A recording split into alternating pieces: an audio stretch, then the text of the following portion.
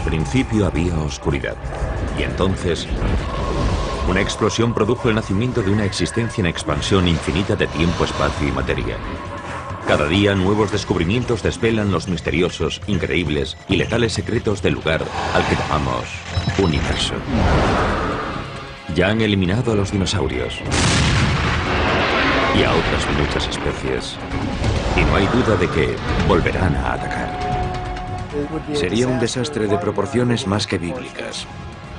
Investigar a los asteroides no es una cuestión solo de ciencia. Los asteroides serán uno de los mayores problemas de la humanidad, sino de supervivencia.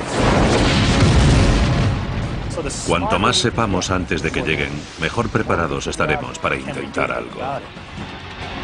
Prepárense para conocer los últimos descubrimientos sobre asteroides y los nuevos y atrevidos planes para ir a donde ningún ser humano ha ido jamás.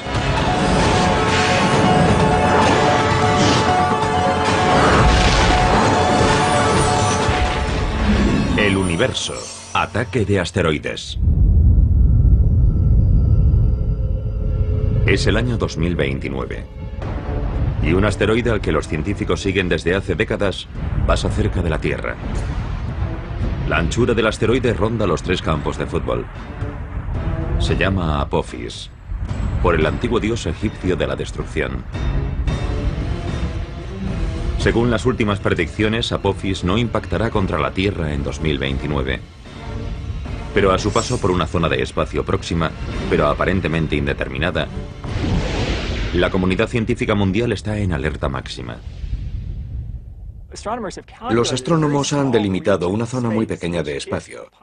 Y si a Apophis se le ocurre pasar por esa zona, se producirá la colisión con la Tierra en 2036. Y esta zona tan pequeña de unos 750 metros de largo y menos de 50 de ancho se denomina el ojo de la cerradura. Un equipo internacional de agencias espaciales lanza un cohete para encargarse de Apophis. No hay que volarlo con una bomba nuclear. Primero, porque para eso haría falta mucha energía y porque se crearía una enorme cantidad de fragmentos que saldrían en dirección a la Tierra. Lo deseable es darle un pequeño empujoncito que cambie ligeramente su trayectoria y así no tendremos una colisión. Pero es posible que esa roca espacial de 30 millones de toneladas sea simplemente demasiado enorme. La colisión no desvía lo suficiente el asteroide de su rumbo. El impacto de 2036 es miles de veces más potente que la bomba atómica arrojada sobre Hiroshima.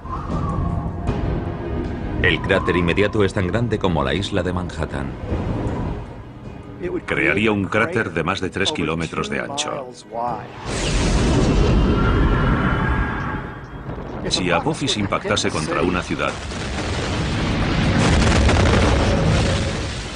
adiós a esa ciudad y a sus alrededores en 150 kilómetros.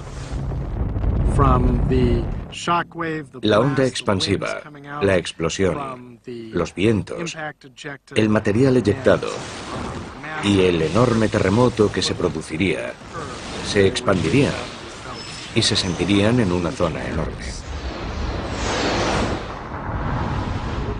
Cuando se descubrió a Apophis en 2004, las probabilidades iniciales de un impacto eran de 1 entre 37. Pero esas posibilidades han descendido con el paso de los años, a medida que los científicos han conseguido una perspectiva mejor de su trayectoria. Comparemos el proceso de determinación de la órbita del asteroide y la predicción de huracanes. Cuando un huracán nace, no sabemos exactamente a dónde irá. Vamos obteniendo datos y 1 o 2 semanas después ajustamos nuestras predicciones. Pues más o menos lo mismo ocurre con asteroides y cometas. Cuantas más observaciones hacemos a lo largo del tiempo, mejor sabemos dónde estará el objeto en el futuro.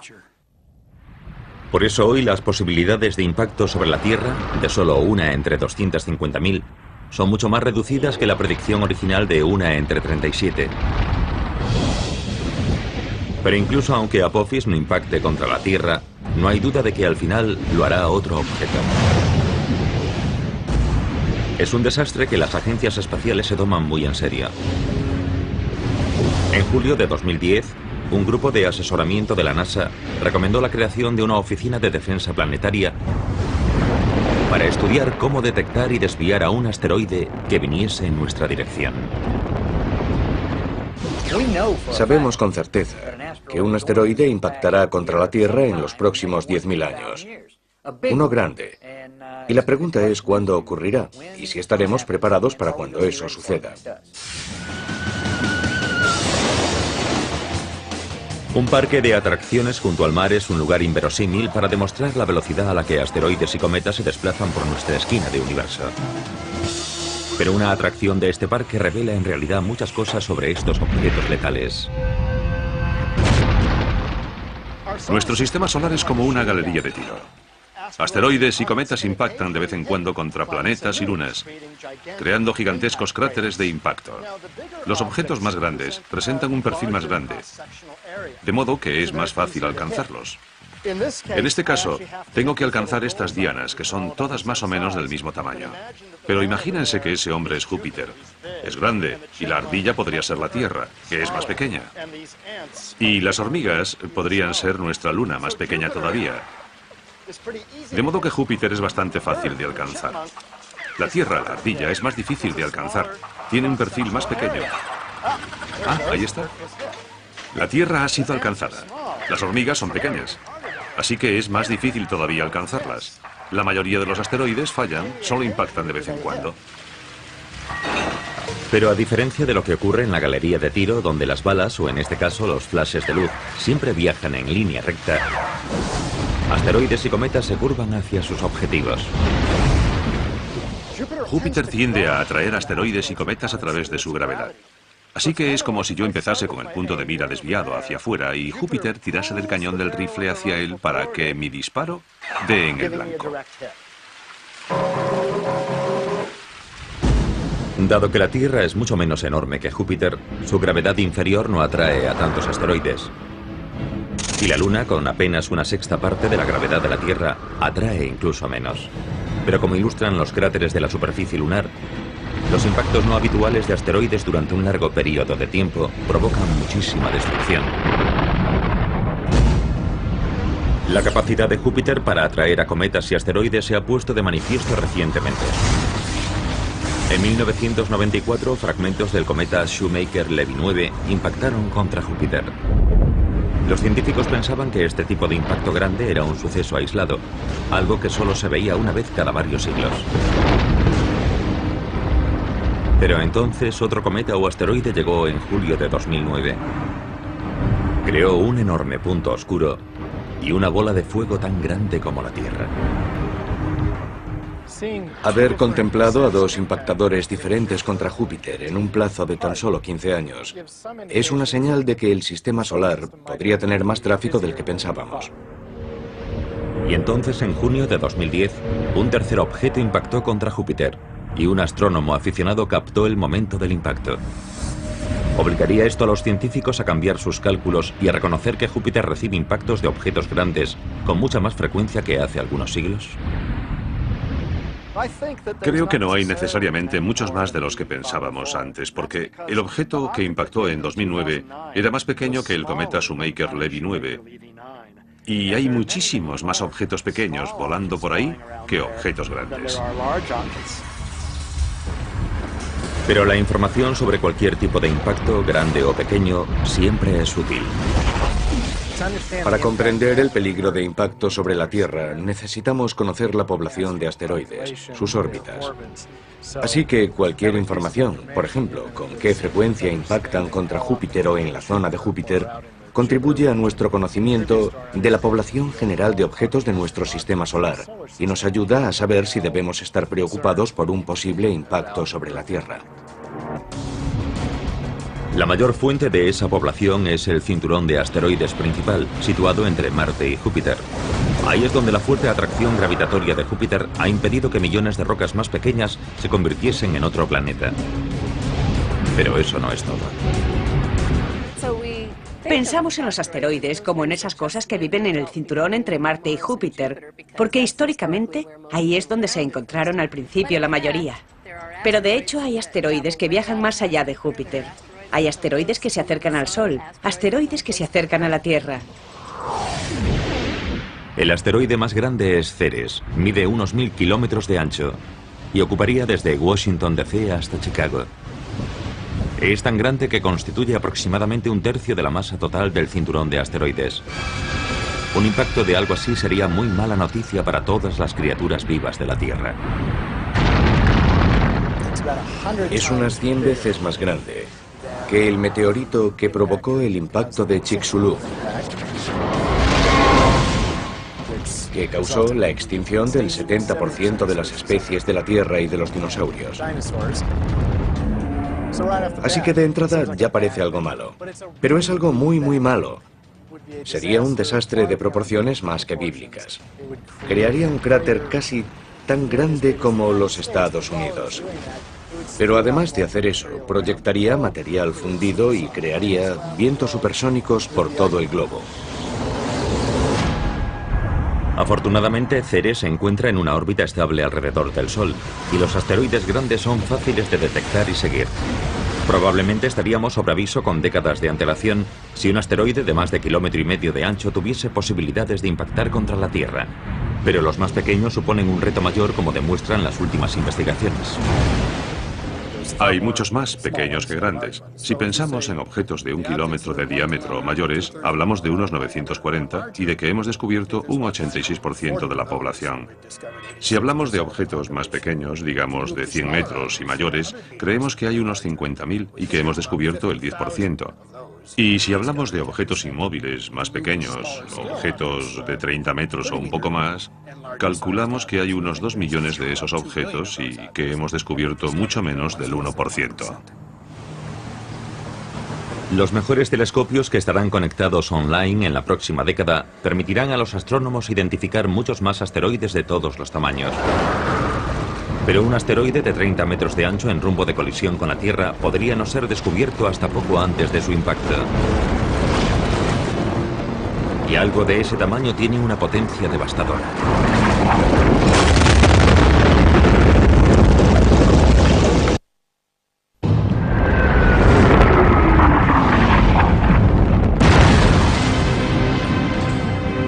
La Tierra está plagada de pruebas de pasadas colisiones con asteroides. Y los científicos actuales trabajan febrilmente para averiguar qué nos espera. Saben que enormes rocas espaciales ya han borrado buena parte de la vida del planeta en el pasado. La buena noticia es que no impactan con mucha frecuencia. Hablamos de muchos millones de años. Y son lo bastante grandes como para que a través de nuestras observaciones sepamos dónde están. De modo que el aviso llegará con mucho tiempo. El mayor peligro viene de los objetos más pequeños. Son más habituales y más difíciles de encontrar.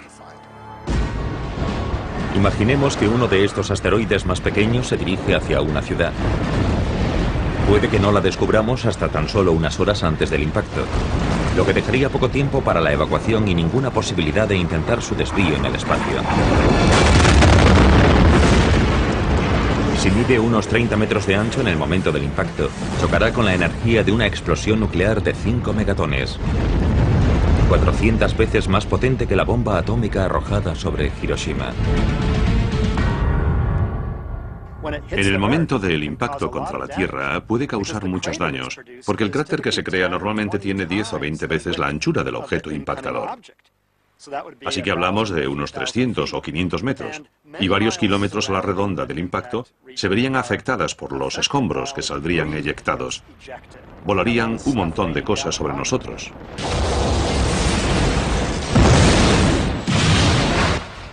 Pero incluso aunque el asteroide impactase a cientos de kilómetros de una ciudad, todavía podría crear el caos para sus millones de habitantes. Los suministros de comida a la ciudad se verían alterados drásticamente si el asteroide impactase contra una zona agrícola próxima. No solo es probable que muriesen todos los seres humanos, sino que arrasaría cientos de kilómetros cuadrados de cultivos. Destruiría todas las cosechas y crearía inestabilidad en el terreno durante mucho tiempo. Y los asteroides más pequeños ni siquiera necesitan impactar contra la Tierra para causar una destrucción generalizada. En 1908, la onda expansiva de la explosión de un asteroide en la atmósfera arrasó unos 80 millones de árboles a lo largo de cientos de kilómetros cuadrados en las proximidades del río Tunguska, en Siberia.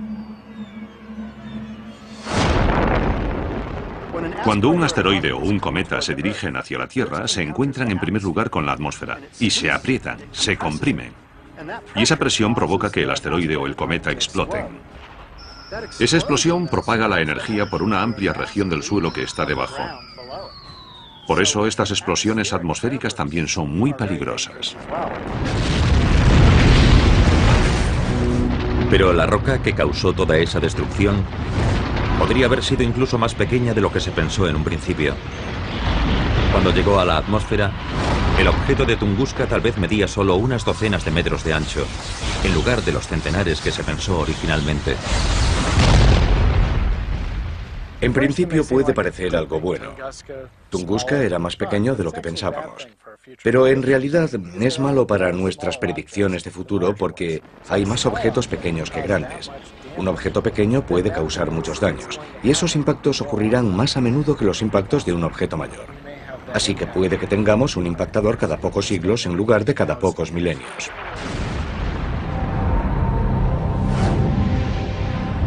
En el extremo inferior de la escala, por debajo de los 30 metros, las rocas espaciales a menudo son conocidas como meteoroides, en lugar de asteroides. Las estrellas fugaces son meteoritos que se queman en la atmósfera. A veces son filmadas por cámaras aficionados, cuando trozos pequeños impactan contra el suelo, contra coches o edificios. De hecho, la atmósfera de la Tierra recibe la visita de objetos del espacio exterior con mucha más frecuencia de lo que nos imaginamos.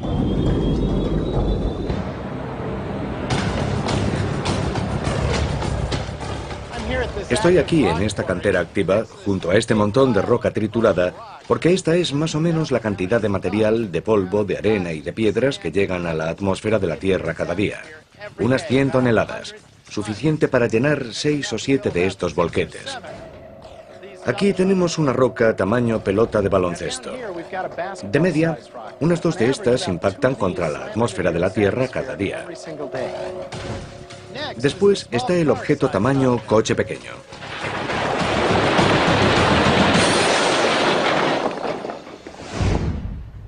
Imaginen este montón de rocas como un objeto único que impacta contra la atmósfera de la Tierra, más o menos del tamaño de un coche pequeño. Esto ocurre aproximadamente cada 2 semanas. Pero incluso algo tan grande probablemente arderá completamente antes de alcanzar la superficie de la Tierra. Un objeto normal que llegue a la atmósfera de la Tierra debe medir al menos 30 metros de diámetro para causar daños graves en la superficie. Pero 30 metros hacen una roca bastante grande. Es como desde el frontal del volquete hasta el cono naranja que está allí.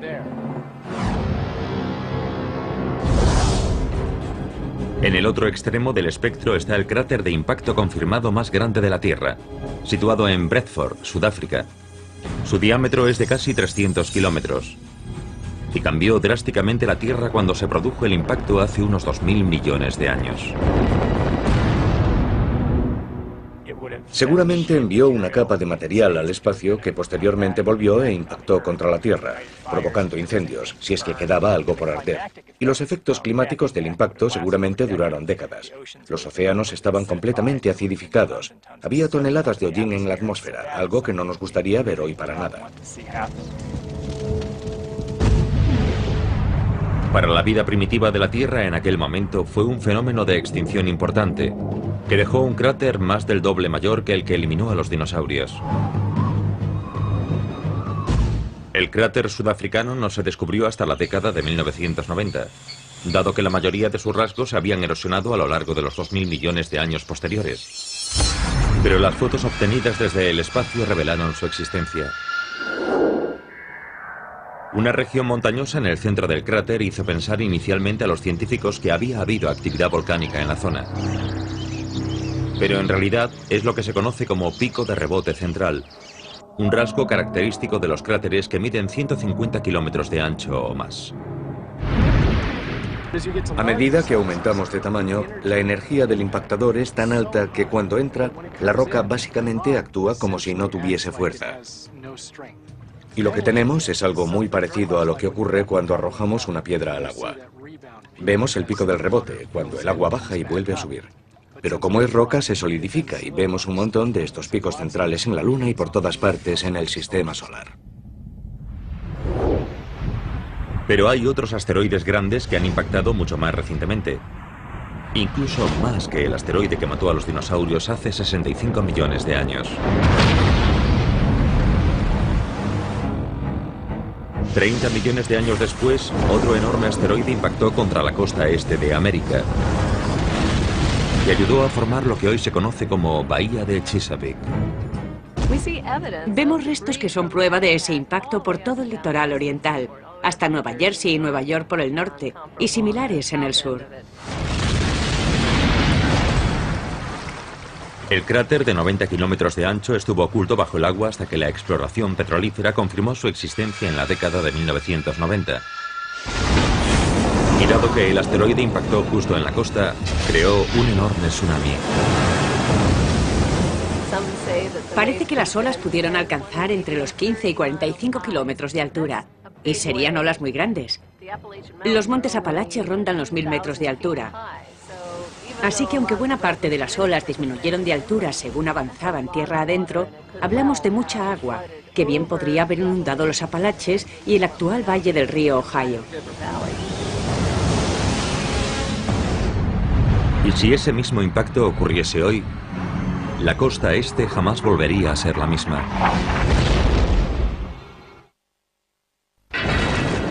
El ataque de un asteroide tiene poder para matar en el acto a millones de personas.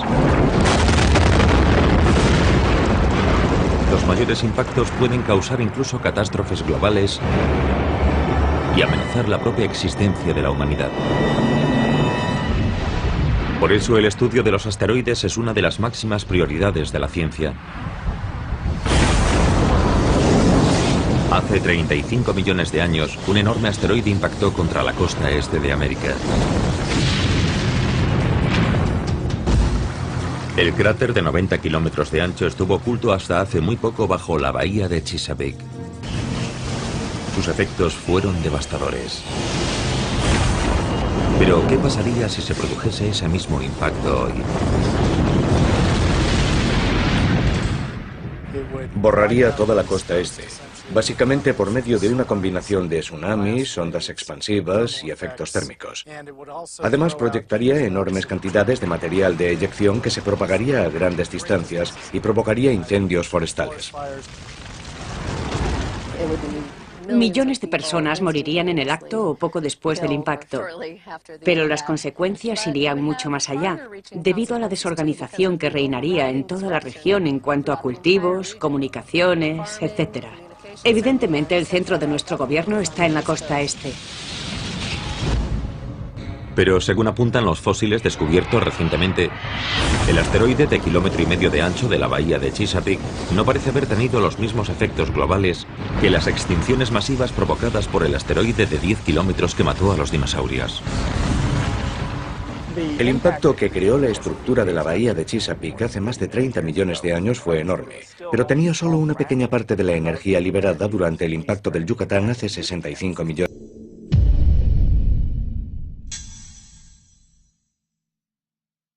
de años. El impacto se quedó justo al límite de generar efectos globales, justo en el umbral de lo necesario para producir una extinción masiva.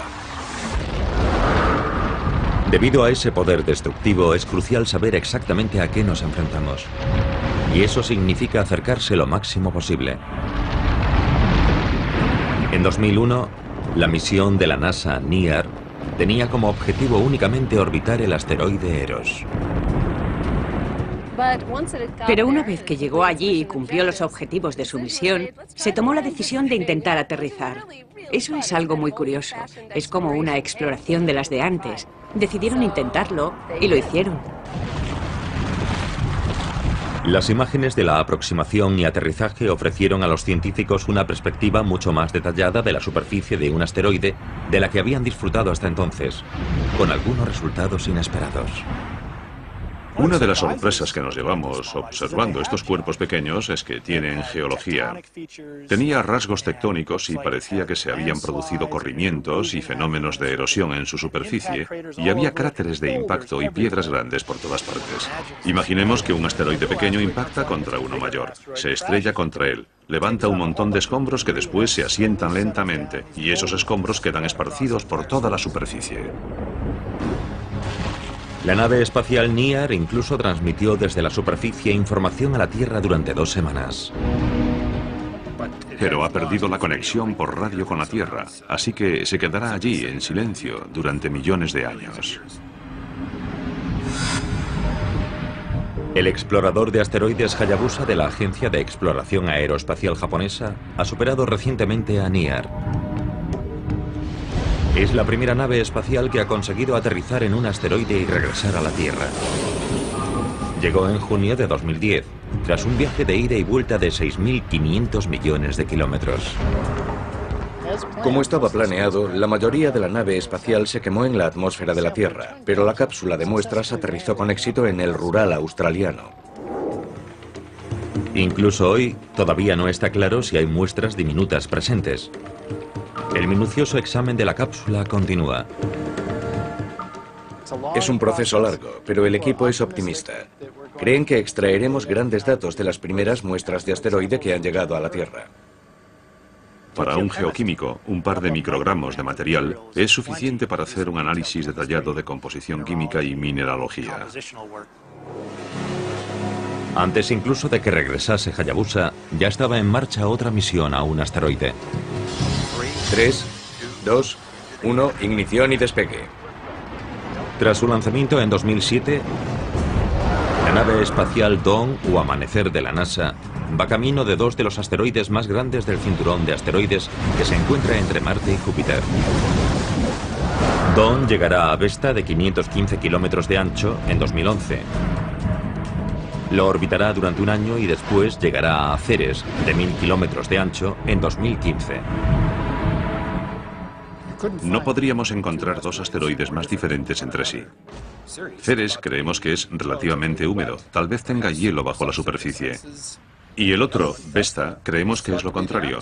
No tiene minerales hidratados de ningún tipo ni hielo. Toda su vida ha estado tan caliente que se cree que está formado por capas. Una capa superficial, un manto y un núcleo, más o menos como la Tierra. Todas estas misiones revelan que los asteroides están formados por una variedad de materiales mucho más amplia de lo que pensábamos en un primer momento. En los asteroides hay una enorme variedad. Algunos son ricos en hierro o en níquel, como esta pesa de hierro. Otros son muy similares a esta roca terrestre.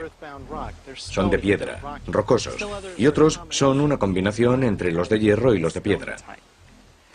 También tenemos cosas exóticas, como montones de escombros que son como si tuviésemos un puñado de grava, pero que se ha unido debido a la gravedad en una especie de asteroide grande.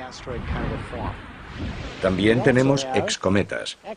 Estos se han deshecho de todo su hielo y solo queda un material de grano fino que se agrupa en una bola porosa, casi esponjosa. Pero los asteroides nos sorprenden en otras cosas, además de en su composición. La misión Galileo, camino de Júpiter, pasó por un asteroide llamado Ida y descubrió que tenía una luna pequeñita llamada Dáctil.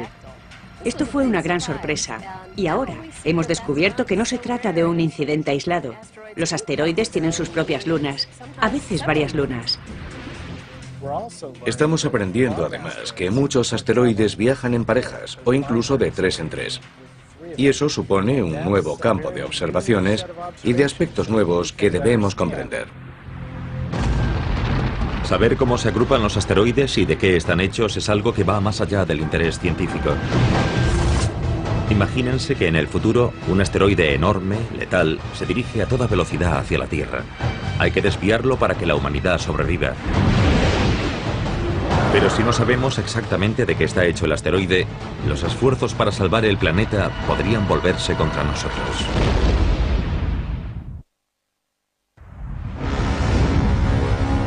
El impacto de un asteroide puede provocar más destrucción que prácticamente cualquier otro desastre natural. Pero es también uno de los pocos ejemplos de la furia de la naturaleza que tal vez podamos evitar.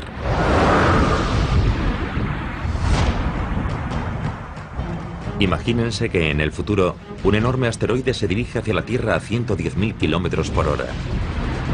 Las agencias espaciales internacionales han preparado y lanzado un cohete conjunto para intentar salvar a la humanidad. El truco está en conocer al enemigo. ¿Está formado por hierro macizo? ¿Está formado por trozos de roca? ¿Está formado por un montón de escombros? ¿Es una bola fofa excometa? Porque si chocamos contra un trozo de hierro macizo con una nave espacial, reaccionará de forma muy diferente que un objeto esponjoso. El asteroide resulta estar formado por un montón de escombros. Es lo bastante blando para absorber casi todo el impacto del cohete y para continuar en su rumbo de colisión contra la Tierra. Además, es lo bastante grande para no quemarse en la atmósfera. Impacta y cambia para siempre la vida en nuestro planeta. Este es el precio que podríamos pagar si no aprendemos lo máximo posible sobre la variedad de asteroides de nuestro sistema solar. Pero al menos con los asteroides grandes deberíamos estar avisados con años o décadas de antelación de su llegada. Con los cometas, incluso con los enormes, el tiempo de aviso se medirá en meses. ¿Por qué? Eso es lo que Clayton, de Atlanta, Georgia, quería preguntarnos. Así que nos envió un correo electrónico. ¿Por qué habría mucho menos tiempo de aviso si un cometa fuese a impactar contra la Tierra comparado con el que hay con un asteroide? Buena pregunta, Clayton. A todos nos gustaría saber cuándo podría impactarnos algo. El caso es que los asteroides están tan cerca que podemos seguir su órbita con precisión. Eso significa que podemos hacer predicciones muy precisas de dónde estarán con decenas e incluso siglos de antelación. Y eso significa que podríamos desviarlos antes de que llegasen a la Tierra. Pues bien, un cometa llega de las profundidades exteriores del sistema solar y no empieza a brillar lo suficiente para que lo veamos hasta que se encuentra a unos 6 meses o un año de nosotros. Apenas hay predicción. Afortunadamente, la mayoría de objetos que podrían impactar contra la Tierra son asteroides, no cometas. Y podemos seguirlos con bastante precisión. El hecho de que los asteroides tengan una posibilidad mucho mayor de destruir la vida en la Tierra en el futuro es una de las principales razones por las que es tan importante estudiarlos con misiones no tripuladas. Pero en abril de 2010, el presidente de los Estados Unidos, Barack Obama, anunció un reto mayor si cabe. By 2025, we expect new spacecraft designed for long journeys to allow us to begin the first ever crewed missions beyond the moon into deep space. So we'll start by sending astronauts to an asteroid for the first time in history. En mi experiencia como profesor universitario he constatado que las generaciones jóvenes siempre quieren ir más lejos. Sí, mis abuelos fueron a la Luna, vale, pues iremos más lejos. Y esa era una parte del mensaje del presidente. Tenemos que hacer que la NASA vuelva a explorar el espacio profundo. Una misión tripulada a un asteroide será muy diferente de las misiones lunares del pasado. En algunos aspectos será más fácil y en otros mucho más difícil. Sea cual sea el asteroide que visiten los astronautas, probablemente estarán mucho más lejos de la Tierra que la Luna. De modo que el viaje posiblemente durará meses, en lugar de los 8 días que se tardan en llegar a la Luna. Pero en el viaje de ida y vuelta en realidad se usará menos combustible que en una misión de alunizaje. Cuando viajas a la Luna, estás ante un cuerpo con una gravedad propia importante. Tienes que usar más combustible para frenarte con seguridad y descender hasta la superficie. Cuando te diriges a un asteroide con una gravedad muy baja, aunque tienes que ir más lejos para llegar hasta él, no tienes que gastar tanto combustible para maniobras como bajar a su superficie. Y necesitas menos capacidad de propulsión cuando abandonas el asteroide para volver a la Tierra. Pero aterrizar sobre la superficie de un asteroide supondrá un reto mucho mayor que alunizar. Se parece más a atracar que a aterrizar. Pero hay cierta gravedad, así que hay que manejar ese poco de gravedad. Y además tienes que anclar, amarrarte. Cuando estás en la gravedad de la Luna, 1/6 de la Tierra, no tienes que agarrarte. Explorar un pequeño asteroide giratorio será mucho más difícil para los astronautas que saltar por la Luna. Será más similar a un paseo espacial. El concepto de arriba y abajo es un poco confuso, y hay que tener cuidado a la hora de dar un paseo por el asteroide, porque la gravedad del asteroide es muy leve. Un buen salto puede ponerte en órbita alrededor del mismo, o incluso lanzarte a velocidad de escape y que salgas despedido del asteroide completamente. Tienes que asegurarte de que estás bien atado. Pero dado que los rovers ya han demostrado su eficacia en la exploración de otros mundos, ¿hay alguna razón de peso para enviar astronautas a un asteroide? Los astronautas, los exploradores, las personas interesadas en el espacio, todos quieren ver cómo es en persona a través del ojo humano, y ese día se acerca. Los robots pueden hacer muchas cosas, y ya las han hecho en la exploración espacial, pero no hay mejor geólogo que un ser humano. Ser geólogo y explorar un asteroide, ser capaz de reconocer la historia de una región en particular, observar tipos familiares de formaciones geológicas, todo eso son cosas que quieres hacer. Quieres tomar muestras de una roca, no de la que está al lado. Los asteroides también son importantes por los recursos que podrían contener. Año 2050. Una tripulación de astronautas acaba de aterrizar con su nave espacial sobre un asteroide.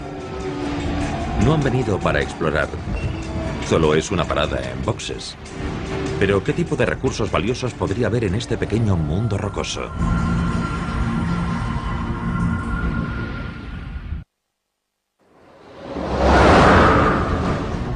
El ataque de un asteroide puede eliminar a especies enteras, humanos incluidos.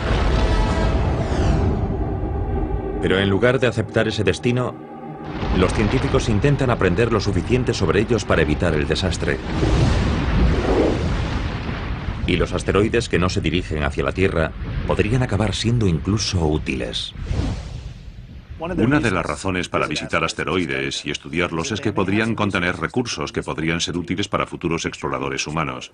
Y entre los más importantes está el hielo, el agua. Necesitaremos el hielo para vivir y poder beberlo y usarlo en un sentido práctico. Año 2050.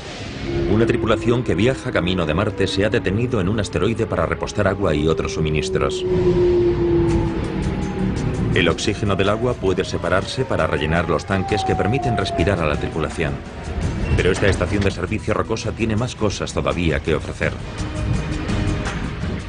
En un futuro podremos llegar a esos asteroides, descomponer el agua y usar el hidrógeno y el oxígeno como combustible para llevar a las naves espaciales más lejos todavía. E incluso podría haber materiales valiosos que llevar de vuelta a la Tierra. Elementos tan raros y vitales para el avance tecnológico que podrían ser causa de guerras futuras.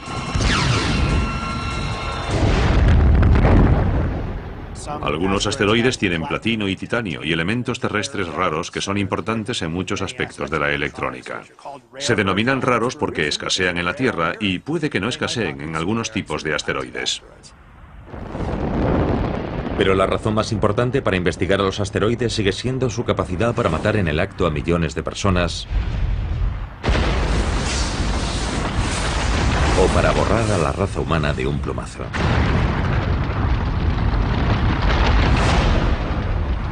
Para contrarrestar esta amenaza, la NASA lanzó la misión WISE en diciembre de 2009.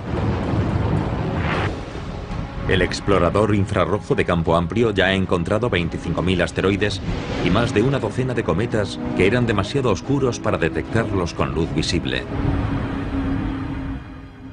Está observando todo nuestro sistema solar. Confían en que escudriñe el 99% del cielo e intentar hacer un mapa de estos objetos cercanos a la Tierra, de estos asteroides que en el pasado no hemos encontrado.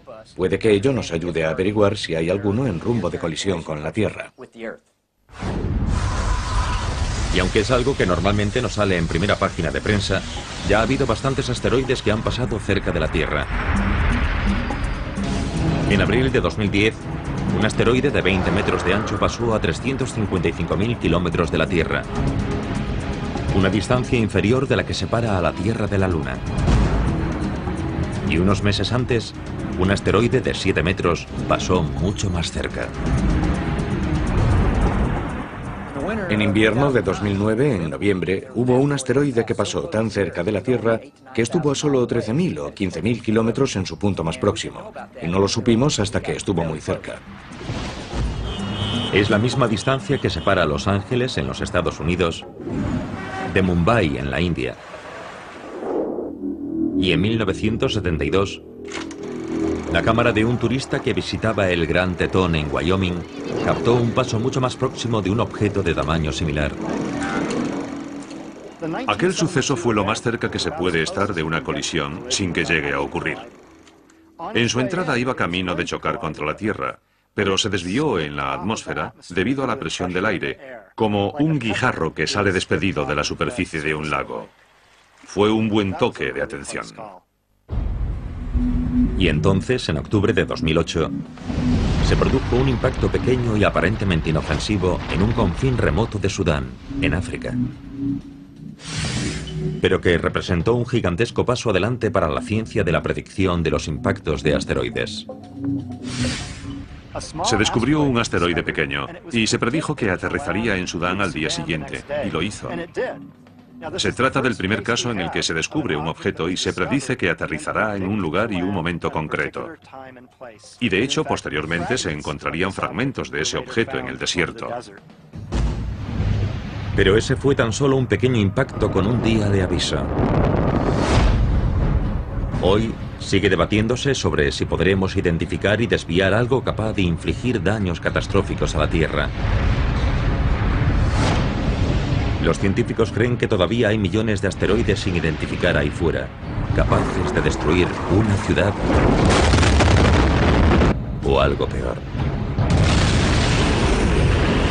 ¿Serán capaces de averiguar cuáles se cruzarán en nuestro camino? ¿Y seremos capaces de evitar que se estrellen contra la Tierra? Las apuestas no podrían estar más altas. Cada nuevo descubrimiento en el mundo de los asteroides no es solo un avance científico, sino una oportunidad de aumentar las posibilidades de supervivencia de la raza humana.